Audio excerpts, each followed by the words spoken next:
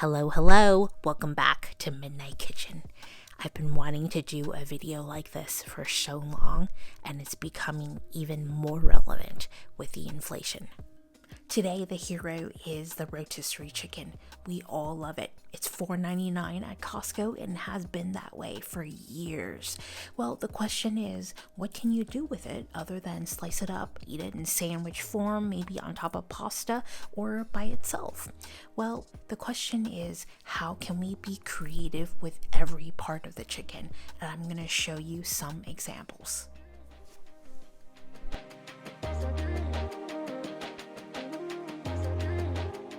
When trimming your chicken, especially the breast, try to keep the pieces as whole as possible. The reason is you don't want the meat to dry out as you're preparing your dishes across a week, and also it'll allow for more flexibility. You can do more with them when you keep them as whole as possible. Once you're done removing all the meat, take the bones apart and rip it into small pieces.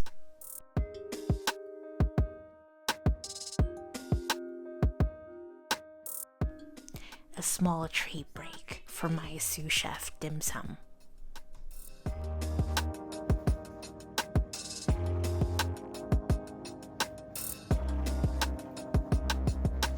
Down all the way.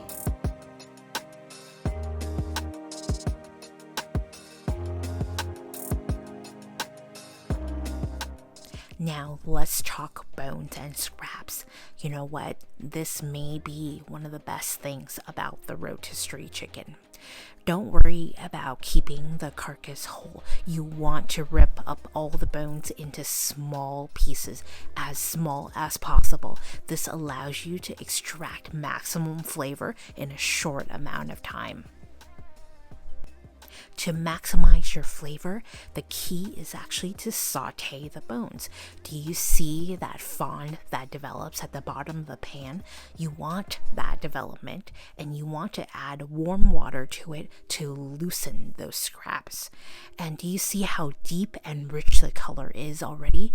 This tells you this is going to be one flavorful bone broth. To maximize flavor, I pressure cook for 90 minutes in the Instant Pot.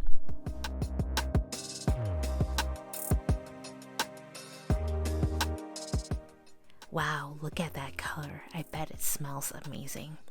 To help you remove the fat and also the leftover chicken, leave it overnight.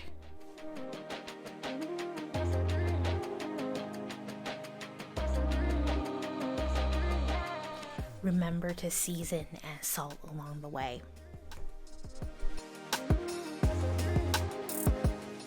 The first thing we're going to be making is a rice porridge, also called congee or zhou in Chinese. In fact, today we're going to be making an elevated chicken congee.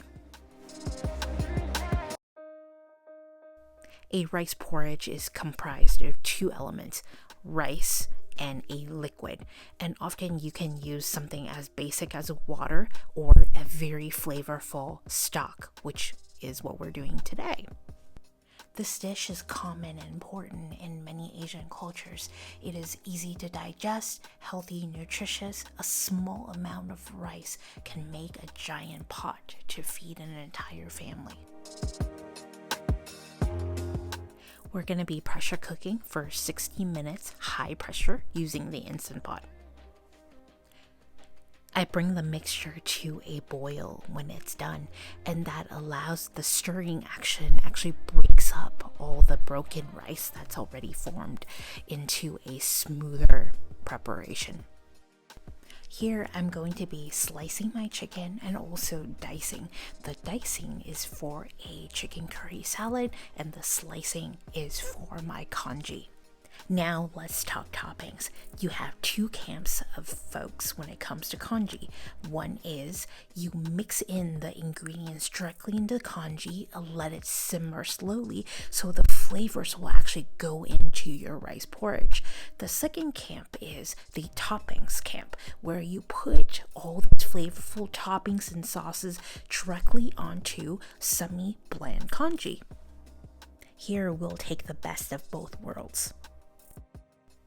You can see that the congee is a bit congealed in its cold form, but once you bring it up into warmer temperatures, it will go back into a smooth and velvety state.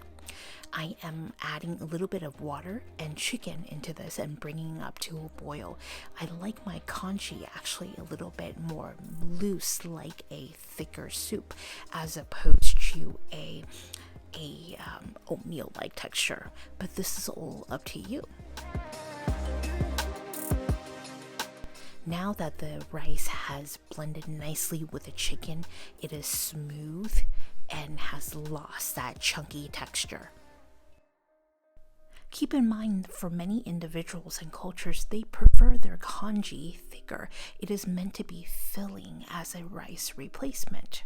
I prefer my congee more smooth and soup-like.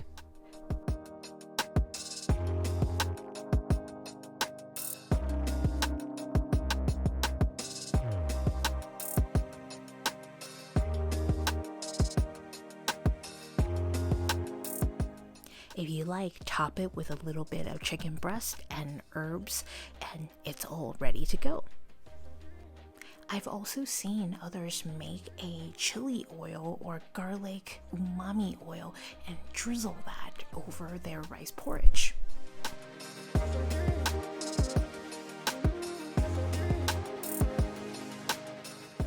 One of my favorite things to do with rotisserie chicken is a classic chicken salad.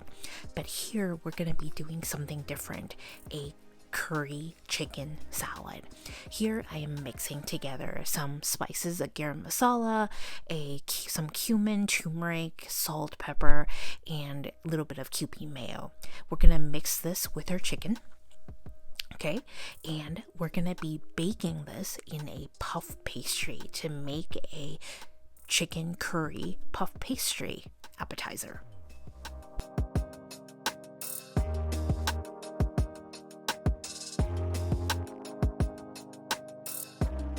Feel free to make your own pastry. Here I'm using a frozen puff pastry from Trader Joe's to make life easier.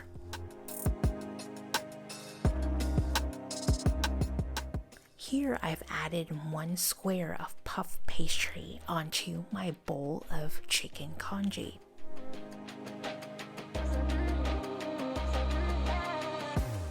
To get a golden brown finish, you can brush the edges with an egg yolk wash.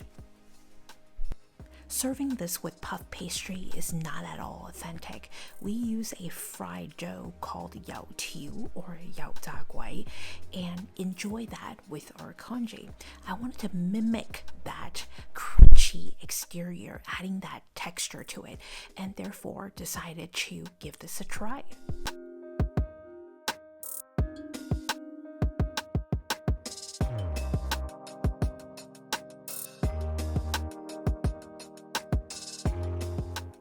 The next recipe we're going to be doing is a chicken udon soup.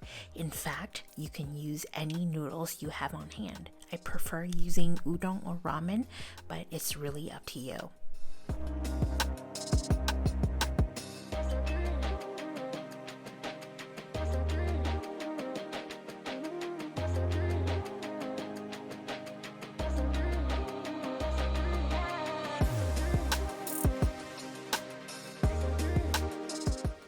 I love adding soft-boiled eggs to my noodle soup.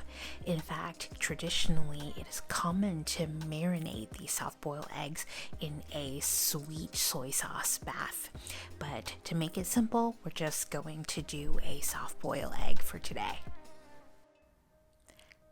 Due to the variation in noodle choices and types, I'm going to suggest that you cook according to package instructions.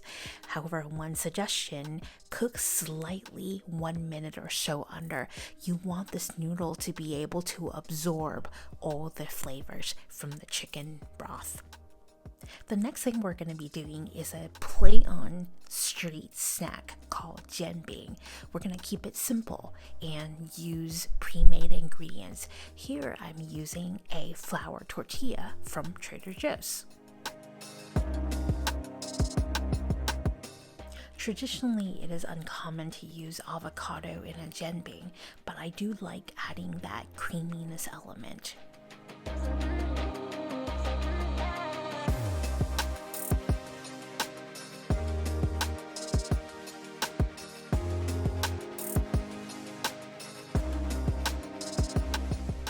Adding a whisked egg is very common in the traditional street style jianbing. I'm going to try to mimic that effect by pouring this whisked egg in my tortilla. It sounds a little strange, but it actually works quite well.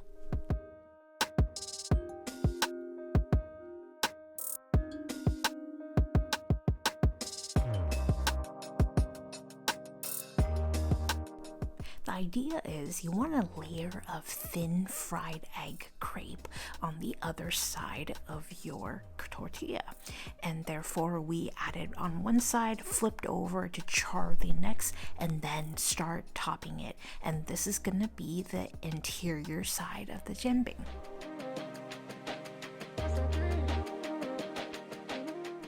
I love the taste of the mala chili crunch in my jianbing. However, the sauce you choose is really up to you. Choose what you love.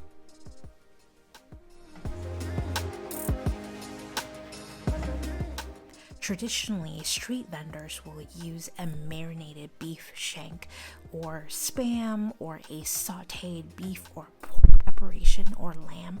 It's really up to what you love. So be creative.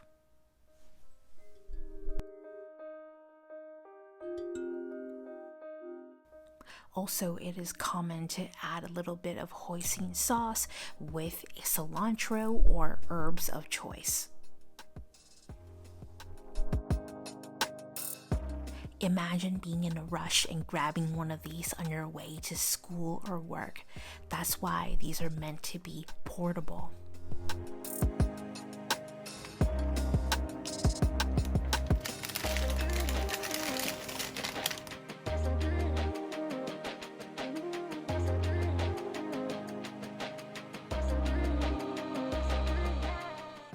You know what?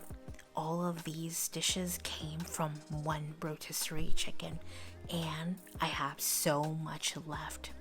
That means there will be a part 2 one day.